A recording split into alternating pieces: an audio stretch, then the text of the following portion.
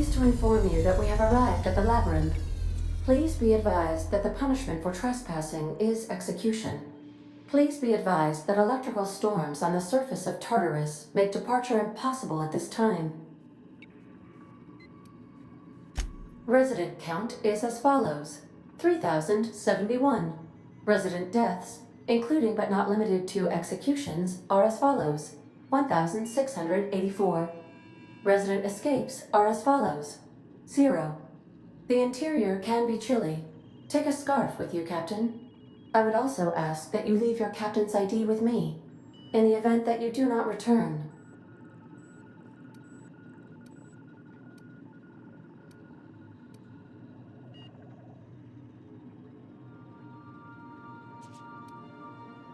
I can make the assurance that I will not leave with another captain unless you do not return within 876,541,652 hours. Oh, speak of the devil. Captain, I am receiving a transmission from the prison's docking authority now. Attention, unauthorized spacecraft. This is a maximum security installation. Your presence here is an explicit violation of UDL corporate policy. You are hereby confined to your docking platform until a ticket detailing your crimes has been filed and notarized, at which point your vessel will be seized and you will be executed.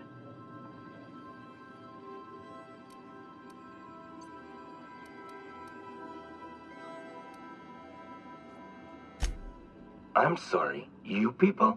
Did you just cast a generalization on upstanding UDL employees? That's a fine of 200 bits. You're up to 5,708, not including the cost of your execution and the disposal of your remains, which will be assessed posthumously. Protocol is important, sir. The sentencing of one crime does not preclude the sentencing of another, technically speaking.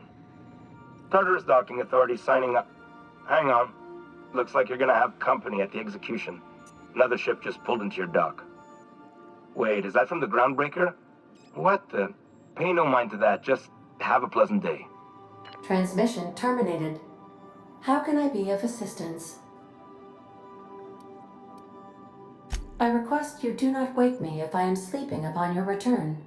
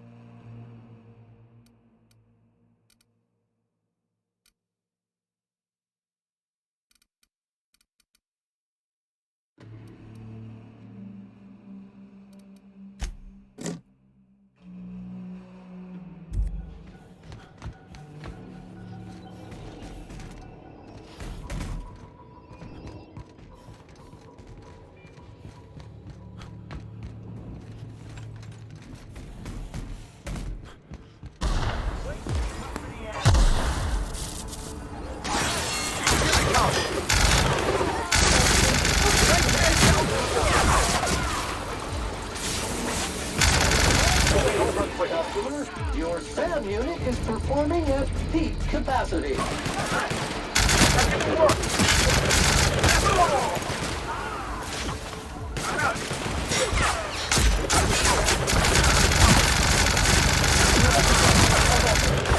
Wrong tool for the job.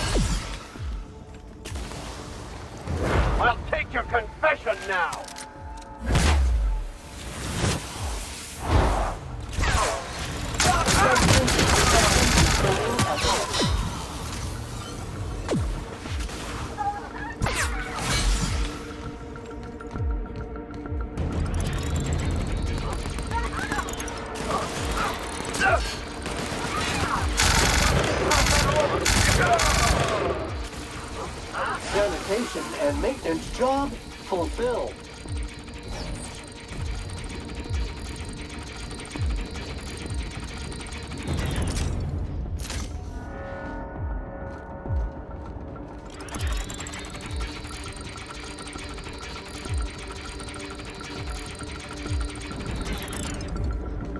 Caution! Lacerations are messy.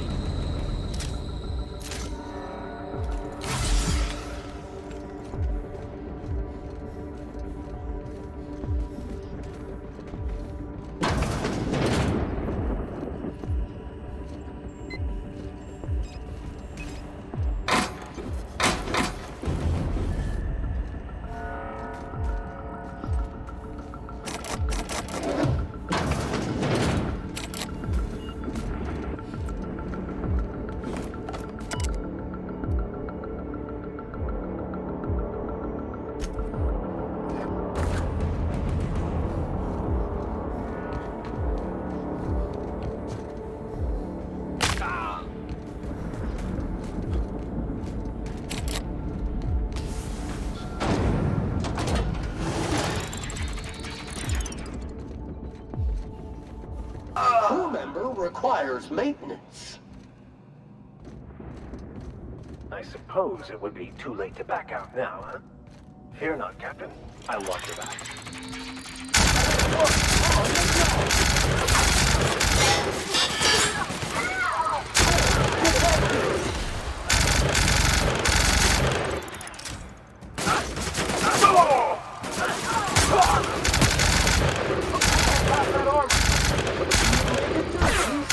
Cleans it up.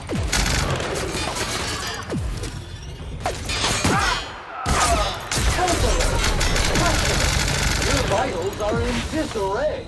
Sanitation and maintenance job fulfilled.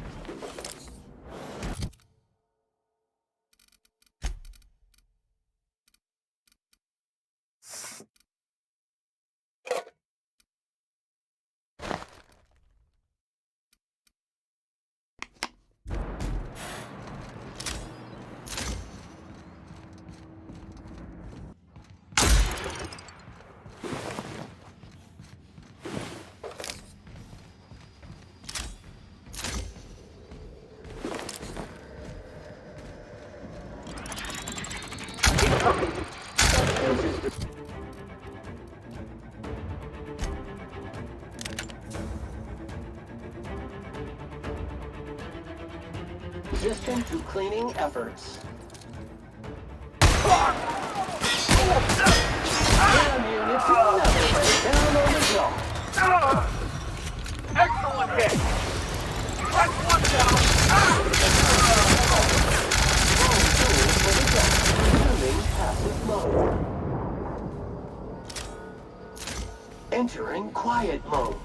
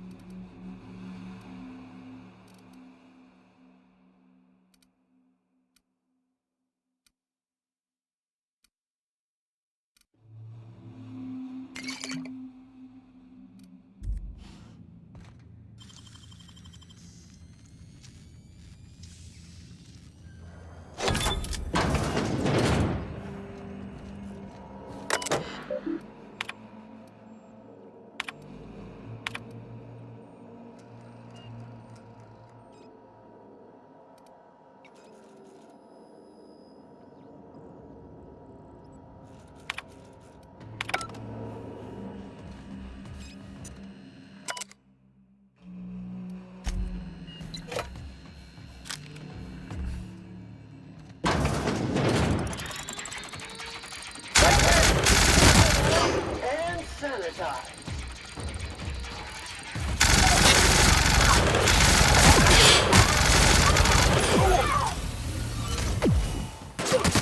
That's the last of them.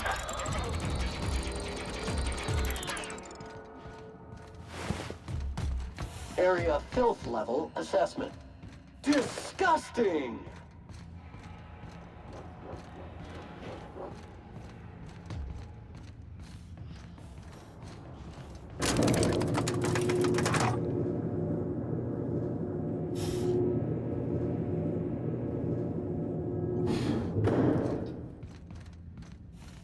Let's go, troops. Stellar base counting on us.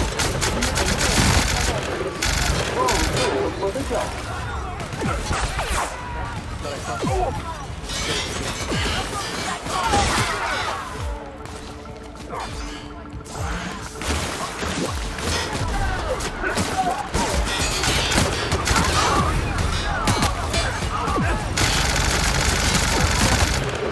Cleaning effort.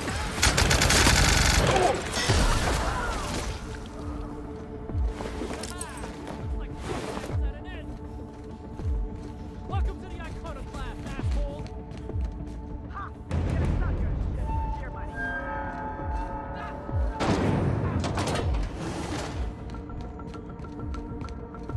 Something out of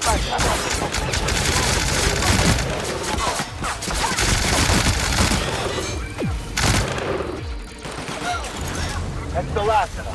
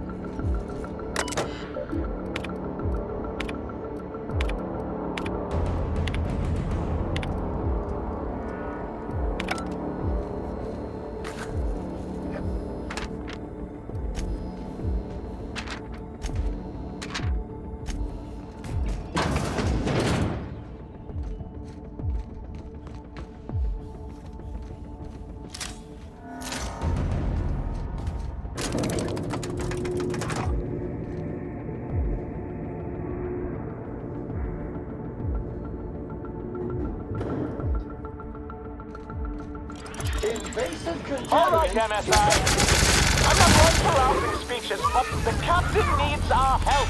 So get in there and fight!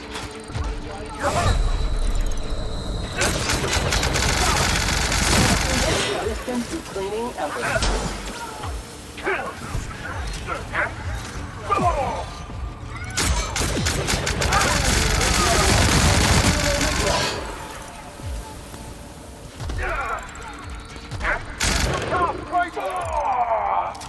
This area has been sanitized. For the Rangers!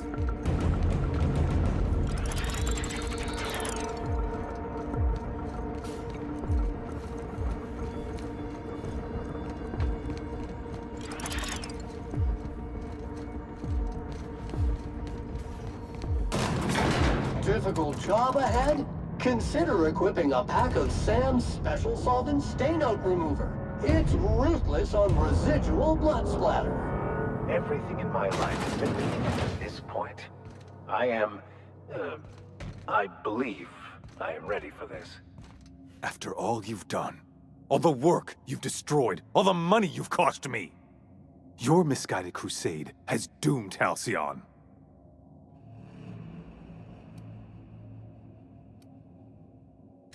Idiot! I'm not the one marching to my death in a maximum security prison. In any other circumstance, I'd admire your boldness. In this one, however, I have only 2 words for you. Fuck off. No call for... You unbelievable bastard!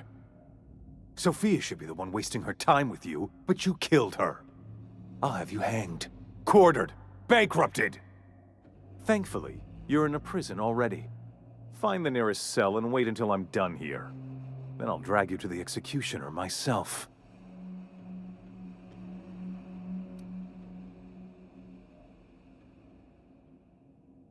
Is that what you think you're doing? This path of wanton societal disruption? You call that being a savior? I call it sabotage. You know what saboteurs get, Captain? Summary executions. In the next room is the finest automechanical purveyor of death ever made. Try not to scratch the paint with your skull, it was fucking expensive.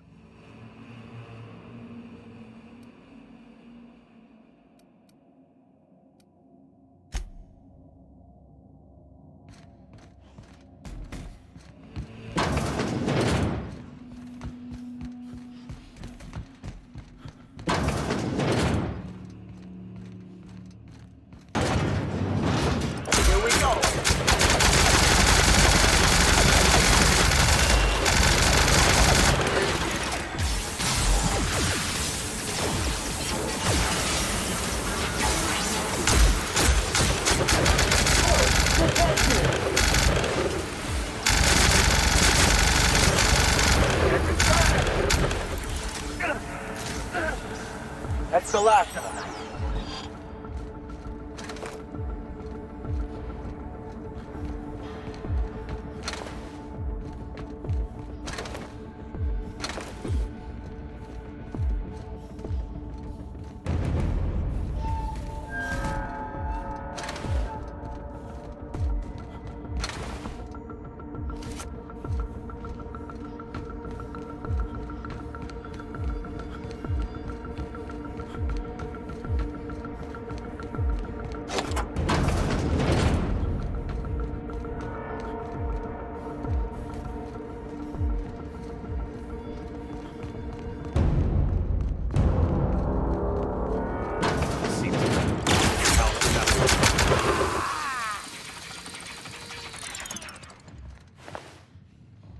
Get me out of here!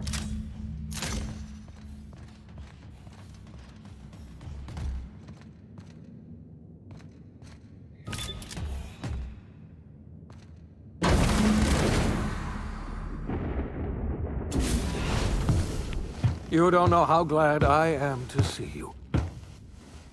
You lunatic. You broke into the board's own fortress and killed the chairman just to rescue one doddering old man? You are absolutely out of your mind, and I can't begin to thank you enough.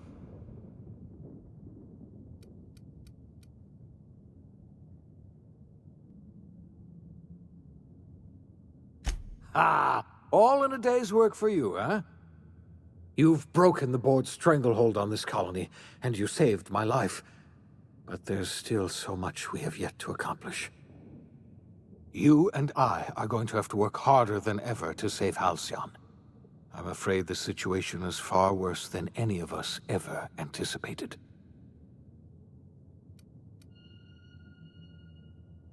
I would like nothing more than to celebrate this victory, but we have a serious problem on our hands. Earth has gone dark. We haven't received a single message in 3 years. There's been no communication, no signals, nothing. 2 years ago, the Earth's Directorate's frigate disappeared on their way back to Earth. We don't know what they discovered when they arrived, or if they arrived at all. Earth is only an idea to us. But that idea is the bedrock the colony is built upon. If people were to find out it's gone dark, the shock could be too much to bear. I don't want to imagine what'll happen once news gets out. Let's just keep this between us for now. We're in serious trouble, my friend. Do you know what this means for Halcyon? We can't rely on Earth for support anymore. We've been cut loose. We're entirely on our own. Yes, we do. You've done a marvelous thing. You've succeeded where anyone else would have failed, including me. We must begin the revival process immediately, starting with the Hope's brightest minds, and then we're going to fix this damn colony, one problem at a time. We're going to need a leader, and I can't imagine a better person for the job than you. What do you say, old friend? Will you help us?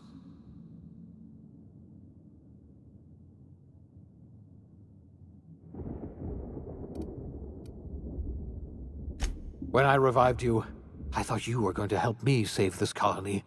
I was wrong. I had our roles reversed, you see. You're the one who's going to save us all. I'm just the one who set you on your path. You're the best thing to ever happen to Halcyon. If you want to take it upon yourself to lead this colony, you have my support. We're not a colony any longer, are we? Our last connection to Earth has been severed, and so we have been set free. Our future is uncertain, and no one knows what tomorrow holds. Exciting, isn't it?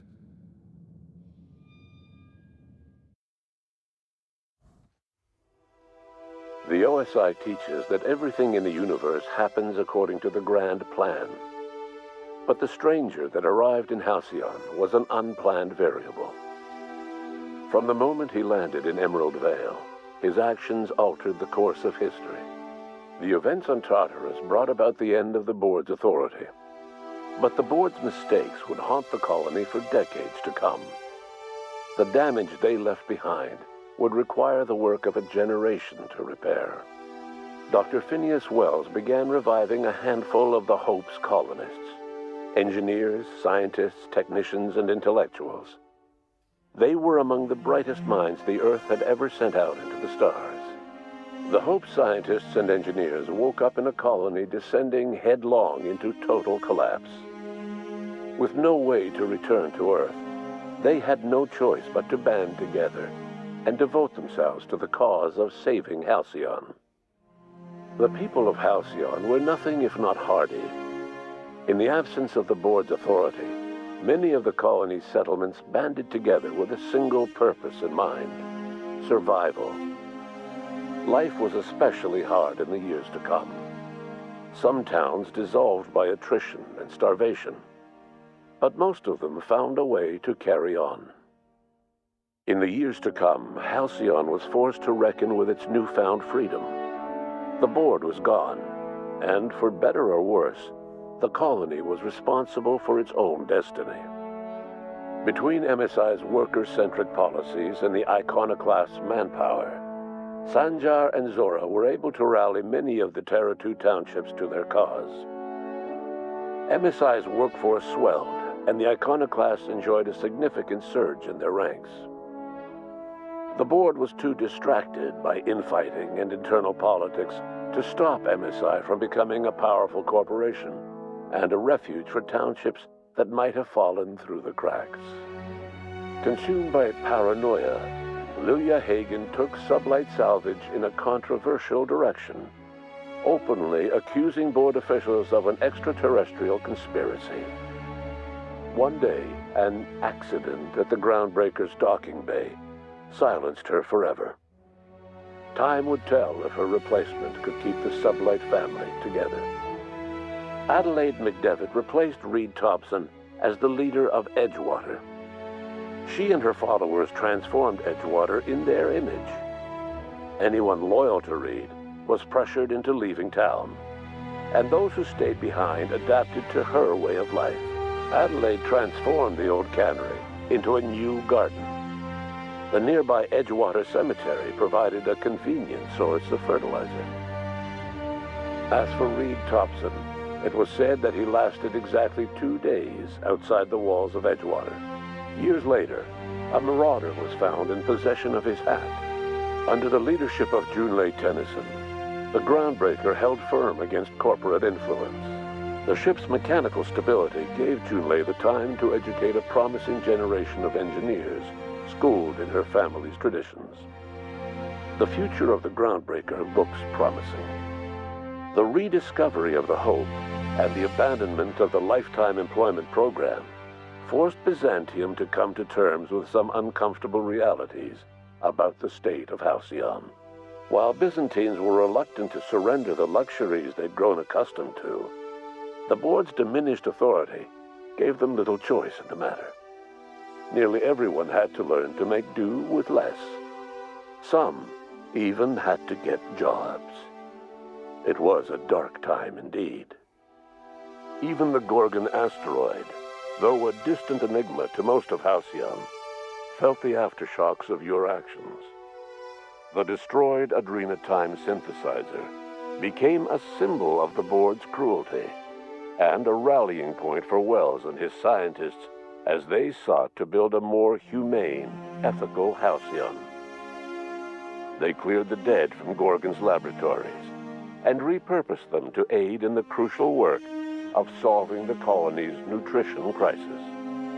Gorgon, which had once sown death and destruction across Halcyon, became a source of hope and renewal.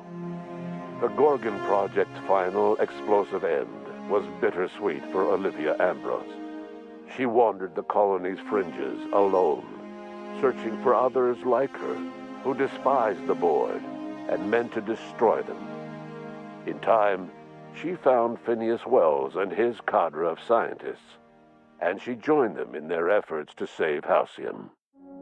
For a while, she even knew an uneasy peace. But for all that, Olivia found purpose in Wells' project. She was always haunted by the memory of her daughter, Minnie, who hadn't lived to see the better world they were building. She never did forgive herself for the horror her work had wrought on Halcyon, but she remembered fondly the daring captain who'd put an end to it at last. In spite of everything, the Gorgon asteroid remained a sobering reminder of the potential for progress and disaster in humanity's most ambitious efforts. The Rizzo's company in Halcyon dissolved after the collapse of the board. Needless to say, the launch of Spectrum Brown was indefinitely delayed. A stockpile of Spectrum Brown remains buried deep beneath the ruins of the old distillery, abandoned to time and attrition. With the dissolution of the board, Ruth Bellamy found herself without the two constants in her life: Byzantine culture and her sister Belinda. In the face of this new reality, she struggled to find a direction for her life. The colony had moved on from Halcyon Helen and would require new heroes in the years to come. And so Ruth Bellamy decided it was time to exit stage left. She quietly disappeared from public view. The dissolution of the board did not mean the dissolution of the ambitions of Cedric Kincannon, the charismatic leader of Sublight Underground. Cedric offered Slug's transportation services to the newly thawed colonists and set to work ferrying resources and food wherever they were most needed. For better or worse, slug headgear became fashionable in the following year. As the board began to disintegrate, Spencer Woolrich found himself at a crossroads. Cling to what little stardom remained to him, or help usher Halcyon into its new future. To the surprise of many, perhaps himself most of all, Spencer chose the latter option. Having learned a variety of different skills in the many different roles played throughout his lengthy career, Spencer founded a radio serial dedicated to staying alive despite the odds. His subjects included how to survive violent encounters with only grazing wounds, dispense pithy one-liners for tense scenarios, and, of course, how to look good doing both. After a brief attempt at dating Helen as one person rather than two, which both Bertie and Helen found too strange, Bertie struck out on his own to try his hand at raising woolly cows. Many of his former Rangers teammates soon followed, accompanied by the woolly cow the team had originally plied with alcohol. The dairy farm thrived under Bertie's leadership and care.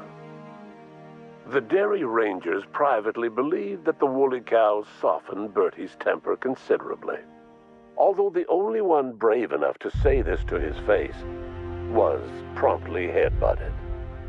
Due to the board's dissolution, many of the Prophet's old customers no longer found quite the same value in productivity seminars that they once had. With her business drying up, the Prophet chose to take her followers down a new path. Months later, salvagers on Eridanos found clues leading them to a seemingly abandoned bunker out in the wilderness. Inside, they discovered horribly mangled corpses, sacrificed to a blood-scrawled portrait of a sprat-headed deity. The Prophet was not among the bodies. Your influence shifted Ellie's perspective. She finally admitted, albeit grudgingly, that she just might need other people. Sometimes. With a steady income from the life insurance payouts, she was finally able to afford a ship of her own. She hired a small crew and flew supply missions to communities on the fringe. Some of them were even legal. Life in Halcyon was sobering for Felix Millstone. The grand revolution he dreamed of never came. There was no great awakening for the colony, no celebrations in the streets. There was only the hard, desperate work of trying to repair a broken colony. Felix never had a head for numbers, but if there was labor to be done, he was there to help. Eventually, Felix realized that the work of a revolution was done with two hands. As much as he enjoyed his adventures aboard the Unreliable, the vicar, known as Max, eventually decided that it was time to move on, to live out the life he had sought so long to create. He knew there were many in the colony who carried burdens much worse than the ones he had struggled with, and he devoted himself to easing their suffering wherever he could. He only ever took up arms again to defend the defenseless. Unshackled from a lifetime of striving and fighting the universe and himself, Vicar Maximilian de Soto was finally at peace. Once the matter with the Hope colonists was resolved, Junlei bashfully asked Parvati if she'd like to join her permanently on the Groundbreaker, and Parvati enthusiastically, if somewhat awkwardly, agreed. The stories of her adventures spread across the colony, and Parvati soon found herself the center of attention. Having served as the engineer of a renowned spacecraft, tramp freighters and wildcat miners sought her out by name, and in no time, she was a fixture in the Groundbreaker's mechanical ecosystem. She and Junlei were never far apart. Nyoka returned to Monarch to take another crack at making a permanent life for herself. She formed the Charon Group, a mercenary outfit of ragtag survivalists and wilderness experts. Anyone in need of a guide or just looking to throw back a beer and swap stories could find her camping on the trail or clearing an infestation. The SAM unit that accompanied you spread awareness of the product line's superior sanitation and maintenance capabilities across what was left of the colony. This led to a boost in SAM unit sales. Did you know that SAM units are the longest-lasting, toughest-acting cleaning solution in Halcyon? Minister Clark was released from house arrest, and his contact with you gave him a sense of renewed purpose and vigor. Once it became clear that no help would be coming from Earth, he threw his considerable efforts and talents into helping Halcyon manage the crisis before it. As for Dr. Phineas Wells, he spent his remaining years in his orbital lab. He eventually came to terms with his own past and was able to forgive the mistakes of his younger self by devoting his remaining years to serving the colony. In the end, Dr. Wells was able to save every scientist and engineer aboard the Hope. Over the next decade, nearly all of the Hope's remaining colonists were successfully revived. Halcyon saw a period of rapid technological and scientific advancement. Breakthroughs in dietary supplements saved the colony from starvation. Geoengineering projects and social reforms began to change the structure and character of the colony. Dr. Wells laid the groundwork for the project to save the colony, but he would never live to see the fruits of his labor. He passed away a few years later. His work was carried on by the scientists and engineers he revived. Today, Halcyon has stabilized. The people of the colony work hard to adapt to their new circumstances. Nearby colonies send aid and supplies. Life will never be easy in Halcyon, but for the first time in its history, there exists a sense of real, genuine hope about the future.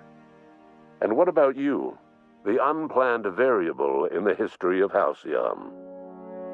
Long after Wells passed away, you carried on his work with more energy, determination, and brilliance than he could ever muster. The years that followed were hard, but Halcyon survived by the efforts of the Hope's most promising colonists, the greatest of which was you. No one knows what's happened to Earth, and no one knows what the future has in store for Halcyon. All we know for certain is this: the name of the Unreliable and that of its intrepid captain will remain the subject of countless stories for years to come.